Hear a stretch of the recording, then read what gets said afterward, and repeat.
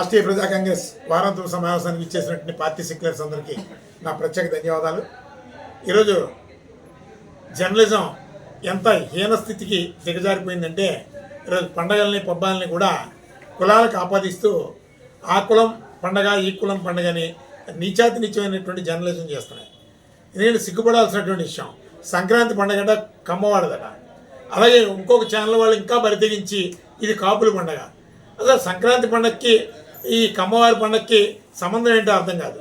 ఇంకా ఇంకా చెప్పుకోవడానికి సిగ్గుపడేటటువంటి విషయం ఏంటంటే కమ్మవారట కొంతమందికి ఇంటి పేర్లని గోత్రాలని దానం చేశారట. ఇవన్నీ కూడా మీడియాలో ఒక జర్నలిస్టు ముసుగులో జర్నలిజం చేస్తున్నటువంటి ఎస్ఎస్ లక్ష్మి అనే ఆమె చెప్తుంది, సిగ్గు లేకుండా చెప్తుంది. ఈ సమాజం ఏ స్థాయికి దిగజారుతున్నారంటే దళితులకి మేమే ఇంటి పేర్లు దానం చేసామని సిగ్గు లేకుండా ఎవరో సుబ్బయ్య చౌదరి అని ఆయన ఇంటి పేర్లు దళితుల ఇంటి పేర్లు అన్నీ కూడా మేము ఇచ్చినాయే అని కొన్నాళ్ళకి ఇంకా సిగ్గు విడిచి వీర్యం కూడా మేమే దానం చేసామని చెప్పుకునేటటువంటి సన్నాసులు అందరూ కూడా ఈరోజు జర్నలిజంలో జర్నలిస్టులుగా మారి ఈ వ్యవస్థను భ్రష్టు పట్టిస్తున్నారు. ఇలాంటి పరిస్థితులు ఏ రాష్ట్రంలో లేవు. దురదృష్టం ఏంటంటే ఆంధ్రప్రదేశ్లోనే ఇలాంటి దౌర్భాగ్య ఇవన్నీ చూడండి.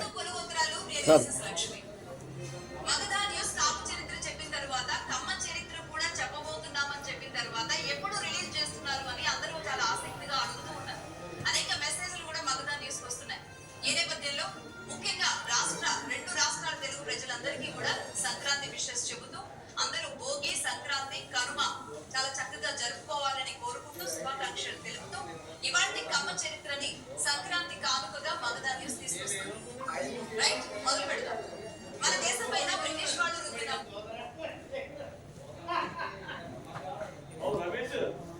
కమ్మవారి ఉనికి గురించి మాట్లాడాలి అంటే ఒక్క విషయం మాత్రం చాలా బలంగా ప్రస్తావించాలండి. అదేంటంటే 14వ శతాబ్దంలోని ముసనూరి ప్రోలయ్య నాయకుడు గురించి చెప్పాలి. కాకతీయుల వద్ద సైన్యాధ్యక్షుడిగా ఉన్నారు ప్రోలయ్య నాయకుడు. ముస్లిం సుల్తానేట్ సామ్రాజ్యం ఆక్రమించడం, రాణి రుద్రమదేవి మరణం, ప్రతాపరుద్రుడి మరణంతో ప్రతీకారం తీర్చుకోవాలి అనుకున్న ప్రోలయ్య నాయకుడు మొదట రాజమండ్రి నుంచి ముస్లింలను తరిమి కొట్టారు. ఆ తరువాత కృష్ణా గోదావరి రెండు నదుల ప్రాంతాలను ఆధీనంలోకి తెచ్చుకున్నారు.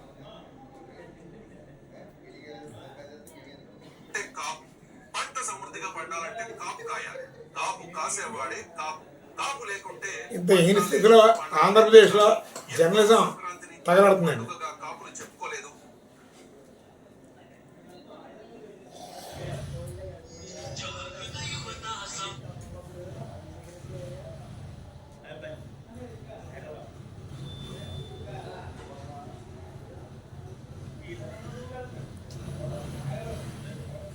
మేమంతా సూత్రులం, మేమంతా ఒకటే అని ఇంటి పేరు లేని ఎస్సీలు అలాగే బీసీలు ఎవరైతే ఉంటారో అలాంటి చాలా మందికి పేద మాదిగా మాలలకు కమ్మవారి ఇంటి పేర్లను దానం ఇప్పించారు రామస్వామి చౌదరి గారు. మాలమాదిగలు కదా వీళ్ళు ఇంటి పేర్లు ఇప్పించారట. ఇంటి పేరు లేని ఎస్సీలు అలాగే బీసీలు ఎవరైతే ఉంటారో అలాంటి చాలా మందికి పేద మాదిగా మాలలకు కమ్మవారి ఇంటి పేర్లను దానం ఇప్పించారు రామస్వామి చౌదరి. ఇలాంటి దరిద్రమైన జర్నలిజం ఈరోజు ఆంధ్రప్రదేశ్లో వెంటాడుతుంది. దీని మీద ప్రభుత్వాలు కూడా స్పందిస్తలేదు. రేపు పొద్దున గొడవలు జరగకపోతే ఏం జరుగుతాయి? నిజంగా ఇంటి పేర్లు ఎలా వచ్చినాయా? ఈ భూమి మీద మొట్టమొదట కమ్మవారి కన్నా ఇప్పుడున్నటువంటి అగ్రకులాల కన్నా మాలమాదిగలు ఈ భూమి మీదకి మొట్టమొదట వాళ్ళు శాసించినటువంటి చరిత్ర ఈ భూమండలంలో ఉంది. ఏం తెలుసని ఆ జర్నలిస్ట్కి ఇష్టం వచ్చినట్టు మాట్లాడుతుందో అర్థం కాదు. అందుకని ఇలాంటి జర్నలిజాలని ఇలాంటి పరిస్థితుల్ని ఖచ్చితంగా రాష్ట్రీయ ప్రజా కాంగ్రెస్ పార్టీ మొట్టమొదటి నుంచి వ్యతిరేకిస్తుంది. కులపరమైనటువంటి వివాదాలను ప్రేరేపిస్తున్నటువంటి ఇలాంటి జర్నలిస్టులకి గుణపాఠం చెప్పాలి. వీళ్ళని ప్రోత్సహిస్తున్నటువంటి ఈ రాజకీయ పార్టీలకి, ప్రధాన రాజకీయ పార్టీలకి బుద్ధి చెప్పాలి. రాష్ట్రీయ ప్రజా కాంగ్రెస్ పార్టీ లాంటి పార్టీతోనే సమసమానత్వాన్ని ముందుకు నడిపించేటటువంటి ఏకైక పార్టీ రాష్ట్రీయ ప్రజా కాంగ్రెస్ పార్టీ.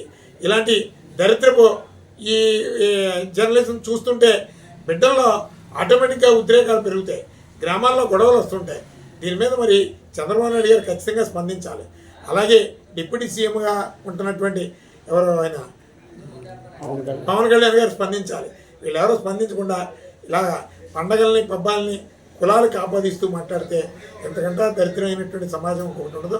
ఆంధ్రప్రదేశ్లో ఇలాంటి వాళ్ళందరినీ కూడా ఖచ్చితంగా కేసులు పెట్టి లోపల పంపించాలి. ఇలాంటి ఏమీ చేస్తలేదు.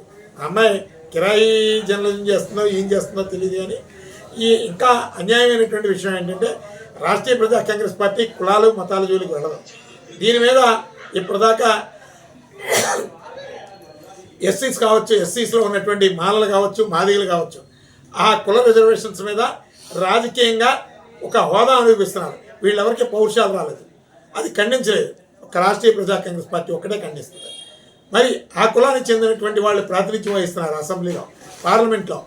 ఏ కులానికి, ఏ దళితులకి మీరు ఇంటి పేర్లు దానం చేశారా అని అడిగేటటువంటి ఒక్క దళిత నాయకుడు, అలాగే ఒక్క దళిత నాయకుడు లేకపోవడం ఎంత అన్యాయం అండి. ఈ దళితులందరూ అలాంటి నాయకులకు ఓట్లు వేసి చట్టసభలకు పంపిస్తున్నారు. ఏ దళితులైనా ఆత్మాభిమానంతో మీ దగ్గరకు ఓటు వచ్చి అడిగినటువంటి వాళ్ళకి చెప్పుతో కొట్టండి. మీ ఇంటి పేర్లు మీ బిడ్డల భవిష్యత్తుకి వాళ్ళే రూపకర్తలట. ఇలాంటి సిగ్గు విడిచి మాట్లాడుతున్నటువంటి వాళ్ళనే మనం ఎవరో మాట్లాడకపోతే, ప్రశ్నించకపోతే ఈరోజు సమాజం ఘోరమైనటువంటి స్థితికి చేరుకుంటుంది. రేపు పొద్దున అన్ని కులాల్లోని ఇలాంటి వివాదాలు పెరుగుతాయి. కానీ ఇది ఒక మంచి సమాజం. ఆంధ్రప్రదేశ్లో ఏ కులపరమైనటువంటి వివాదాలు లేవు. ఇక్కడ అన్ని కులాలు ఐక్యంగా ఉంటాయి. కేవలం రాజకీయ పార్టీల స్వార్థ ప్రయోజనాల కోసం కులాల్ని విభజించి కులపరమైనటువంటి వివాదాలను ఎక్కువగా ప్రేరేపిస్తున్నాడు. నేను దీన్ని ఖచ్చితంగా రాష్ట్రీయ ప్రజా కాంగ్రెస్ పార్టీ ఖండిస్తుంది. చంద్రబాబు నాయుడు గారు, కూటమి ప్రభుత్వం దీన్ని ఖండించాలి. అలాగే ఏ కులాలను అయితే టార్గెట్ చేస్తూ ఆ జర్నలిస్టులు మాట్లాడారో వాళ్ళ మీద చట్టపరమైనటువంటి చర్యలు ప్రభుత్వాలు తీసుకోవాలి. అలాగే ఏ కులాలను అయితే వాళ్ళు నేరుగా టార్గెట్ చేసి అవమానకరంగా మాట్లాడారో ఆ కులం నుంచి ప్రాతినిధ్యం వహిస్తున్నటువంటి పార్లమెంట్ మెంబర్ కానీ, అసెంబ్లీ మెంబర్ కానీ ఖచ్చితంగా ఆ జాతి తరపున సరైనటువంటి గుణపాఠం వచ్చేటట్టు చంద్రబాబు నాయుడు గారి కూటమిని ప్రశ్నించాలని ఈ సందర్భంగా రాష్ట్రీయ ప్రజా కాంగ్రెస్ పార్టీ తెలియజేస్తుంది.